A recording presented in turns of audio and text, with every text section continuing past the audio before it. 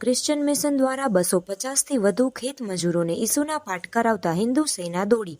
જામનગર જિલ્લાના જોડિયા તાલુકા પાસે જસાપર ગામે વાડી વિસ્તારમાં ક્રિશ્ચિયન લોકો દ્વારા વાડીમાં કામ કરતા ખેત મજૂરોને લોભ લાલચ આપી નાતાલના દિવસે ઈસુના પાઠ કરાવી જમણવારનો કાર્યક્રમ રાખવામાં આવ્યો હતો. જેમની જાણ ધ્રોલ હિન્દુ સેનાને થતાં ગૌરવ મહેતા તેમની ટીમ સાથે પહોંચ્યા હતા.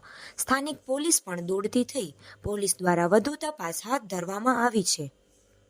ધ્રોલ હિન્દુ સેના પ્રમુખ ગૌરવ મહેતા આજ સાંજે 7 વાગે જામનગરથી યુવરાજભાઈ તથા ગુજરાત અધ્યક્ષ પ્રતિકભાઈ ભટ્ટના ફોન એવા આવેલ કે જોડિયા તાલુકાના જસાપર ગામે નાતાલ નિમિત્તે મોટા પાયે એક ધર્મ પરિવર્તન થઈ રહ્યું છે.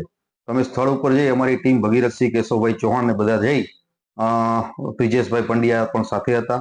એ બધાએ ત્યાં જઈને ચેક કર્યું તો અમને એવું જાણવા મળ્યું કે 250 થી 300 માણસનું જમણવાર છે અને ભગવાન ઈસુના નામની પ્રાર્થના કરી અને નાના નાના માણસોને ફોલાવી અને ફંડિંગ કરી અને આવો એક ધર્માંતરણનો પ્રયાસ થઈ રહ્યો છે.